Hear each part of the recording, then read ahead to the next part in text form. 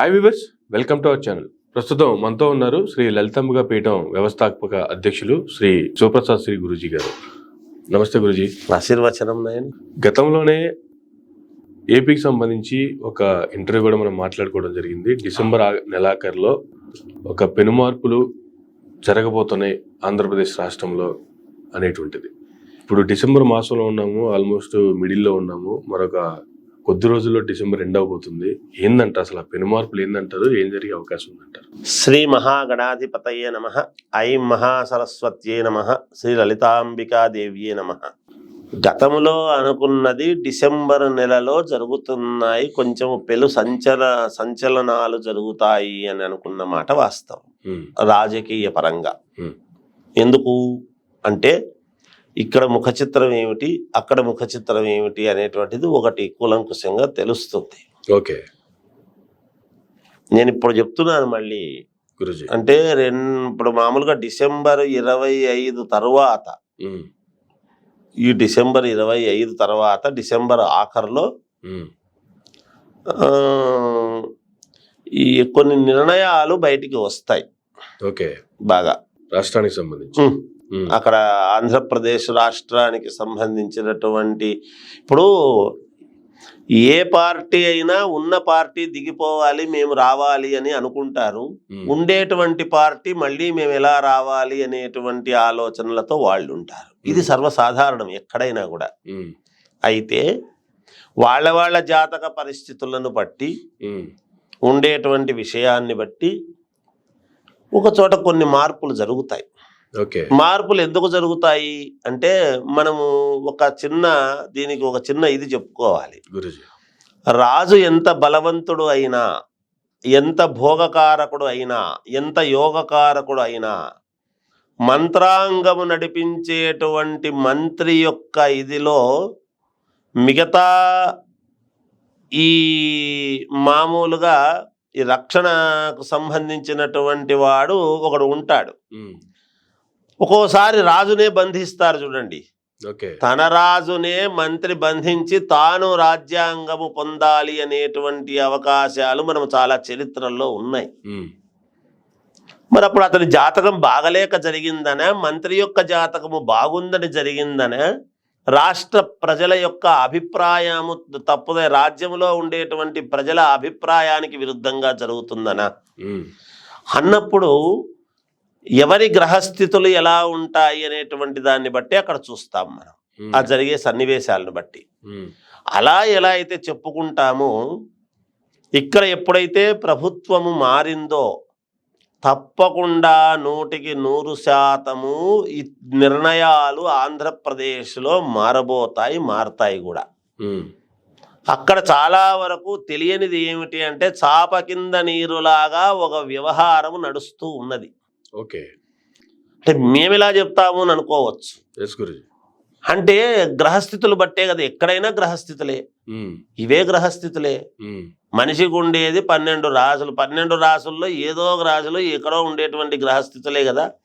అవే కదా ప్రాంతాన్ని బట్టి ఏవి ఎక్కడ ఏమి అని నిర్ణయించేది. అక్కడ ఉండేటువంటి వాళ్ళ యొక్క పరిస్థితి ఏమి, ఏపీ, ఆంధ్రప్రదేశ్ భవిష్యత్తు, తెలంగాణ, అలాగే కర్ణాటక, ఆ రాష్ట్రం యొక్క ఇది ఏమిటి, తెలంగాణ రాష్ట్రం యొక్క ఇది ఏమిటి, ఆంధ్రప్రదేశ్కి వచ్చేటప్పటికి ఏమిటి అనేది ఒకసారి మనము, అంటే మిగతా రాష్ట్రాలతో మనకు సంబంధం లేదు.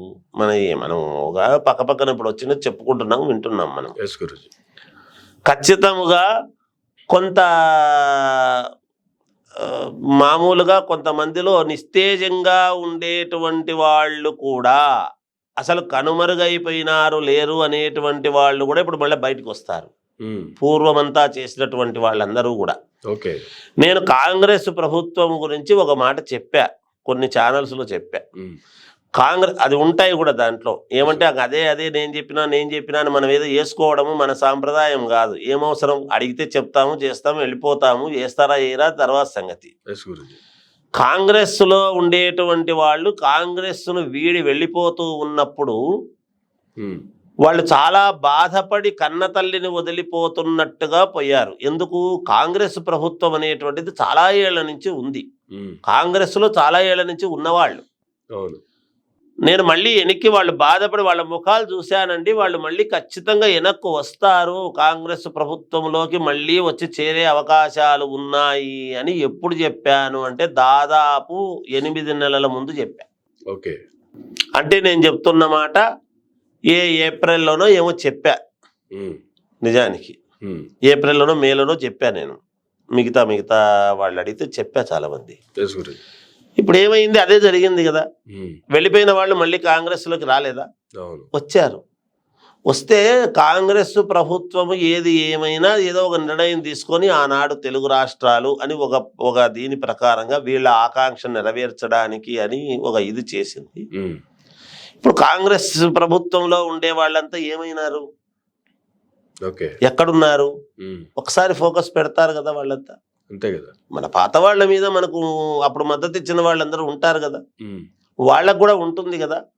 ఇప్పుడు దాంట్లో అప్పుడు లేనప్పుడు, పార్టీని లేనప్పుడు వాళ్ళు ఏమి ఎత్తుక్కోవాలి, ఎక్కడికి వెళ్ళాలి అనేటువంటి అగమ్య గోచరముగా ఒక చోట వెళ్ళి కాంగ్రెస్ లో ఉండేంత స్వేచ్ఛ ఏ పార్టీలోనూ లేదు. కొంచెం కట్టుబడి ఉండాలి. ఆ కట్టుబడి ఉండేటువంటి తత్వం కాంగ్రెస్ లో ఉండేటువంటి వాళ్లకు ఉండదు. వాళ్లకు స్వేచ్ఛ అవసరం. స్వేచ్ఛగా ఉండేటువంటి పార్టీలోకి మళ్ళీ రావాలని అనుకుంటారు కదా, అప్పుడు ఏమవుతుంది అనేది ఒకసారి ఆలోచన.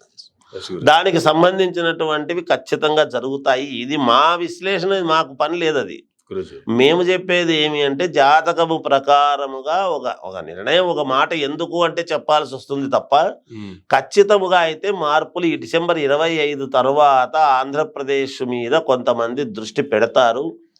మీరు చూడండి, గ్యారంటీగా కొన్ని సంచలనాలు బయటికి వస్తాయి డిసెంబర్ ఆఖరులో. మేబీ డిసెంబర్ అయిపోతే జనవరిలో అయినా వస్తాయి. కొంచెం అటు ఇటు కావచ్చేమో, అంతే, రోజులు అటు ఇటు కావచ్చు, కానీ గ్యారంటీగా పెను మార్పులు సంభవించేటువంటి అవకాశానికి ఎక్కువ శాతం ఉన్నది అని చెప్పగలుగుతా. ఏదైనా నేను గతంలో అత్యంత ప్రజాదరణ పొందినటువంటి నాయకుడికి కొంత ఇబ్బంది ఉంది అని ఉగాది పండుగ రోజే చెప్పా. ఇబ్బంది అయిందా లేదా? త్వరితగతిన గమనించాలి అని చెప్పా.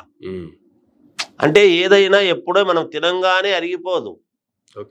తిన్న తర్వాత అది శరీరానికి పట్టడానికి, మనం ఇది కావటానికి ఒక 4 గంటల సమయం పడుతుంది అని చెప్తున్నామా లేదా? ప్రమాదము ఉంది. ఈ సంవత్సరము అత్యంత ప్రజాదరణ కలిగినటువంటి నాయకుడికి అని చెప్పాం. అంతే. ఎవరు అనేది ప్రజానికానికి తెలుసు. మనము ఏదో మనం అన్ని అరటిపండు ఒలిచినట్టుగా ఒలిచి నోట్లో పెట్టాల్సిన అవసరం లేదు. ఎందుకంటే అందరూ తెలివైన వాళ్ళే, అందరూ గొప్పవాళ్ళు. ప్రజలు ఎప్పుడూ కూడా మహనీయులు, ప్రజలే మహనీయులు, ప్రజలే దేవుళ్ళు, సమాజమే దేవాలయం అని అంటుంటాం కదా. మనము మాటల్లో అంటాము కానీ చేతల్లో చూపించేటువంటి తత్వం రావాలి. నాకున్న అభిప్రాయము నా వరకు ఏమి అంటే, ఈ రోజుల్లో అవుతుందా, ఏమవుతుందబ్బా అని అనుకుంటాము కానీ ఒక్క మాట, కొంతమందిని మనం ఉదాహరణగా ఒక్కరినిద్దరిని తీసుకున్నా ఇదే కదా. ఇప్పుడు మళ్ళీ ప్రజల దగ్గరికి పోయి నాకు వెయ్యండి ఓటు అని అడగకుండా, లేదు మాకు ఈయనే ఉండాలి అని ఊకుమ్మడిగా వేసేటువంటి రోజు రావాలి ఎప్పుడు కూడా. మనం ఎంత చేసినా, మేము ఇంత చేసినాము కదా మళ్ళీ మాకు ఇయ్యండి అని చెప్పుకునే పరిస్థితులే ఉన్నాయి. ఇంకా అంటే చేసింది ఇంకా ఎక్కడో, ఇంకా కావాల్సినవేవో ఉన్నాయి, పూర్తి చేయలేకపోతున్నాం అనేటువంటి భావన ఉన్నట్టే కదా. మనకు మనము ఒప్పుకొని అన్నట్టే కదా పోయినప్పుడు సమాజంలోకి. మళ్ళీ నాకు ఓటేయండి అని అడుగుతున్నాము అంటే మనము ఖచ్చితముగా మనం ఇంట్లో ఉన్నా వేస్తారు. ఎందుకు? మనం చేసిన పని అలా ఉంది అని అనుకుంటే ఇంట్లో కూర్చున్నా వేయాలి. అందరూ మనకే వేయాలనేది కాదు. మనం ఎక్కువ శాతం ఎంతమందికి చేస్తే అంతమంది మనవాళ్లే కదా, వేస్తారు కదా. ఆ రోజులు రావాలి ఎప్పుడు కూడా, అలా చెయ్యాలి. అంటే మరి ధనము కరెక్ట్గా ప్రజలకే అందితే ఖచ్చితంగా జరుగుతుంది. ప్రజలకు ధనం అందకుండా పక్కదారులలోకి పోతే ప్రజలకు చేసేటువంటిది, 1 రూపాయి మనం ఇచ్చేస్తే రూపాయిలో పావలా మాత్రమే ప్రజలకు పోయి 75 పైసలు ఎక్కడ ఇవ్వద్దో తెలియని పరిస్థితి ఉండకూడదు. 10 పైసలు పక్కకు పోయి 90 పైసలు ప్రజలకు పోయింది అనుకోండి, తప్పకుండా వేస్తారు. అదే అక్కడ జరగాల్సింది. అది జరిగితే సంతోషం. అలాంటి రోజులు రావాలి, చూడాలి, అంతే. చూస్తామో లేదో దైవ సంకల్పం. అందుకని ఖచ్చితముగా ఈ నెల డిసెంబర్ 25 తర్వాత కొన్ని మార్పులు ఎందుకో జరుగుతాయి అనేటువంటిది అయితే ఉన్నది. Thank you guruji. జయోస్తు. ఇదండి ఈనాటి ఇంటర్వ్యూ. మరొక ఇంటర్వ్యూ మళ్ళీ కలుద్దాం. చూస్తూనే ఉండండి మైరా మీడియా.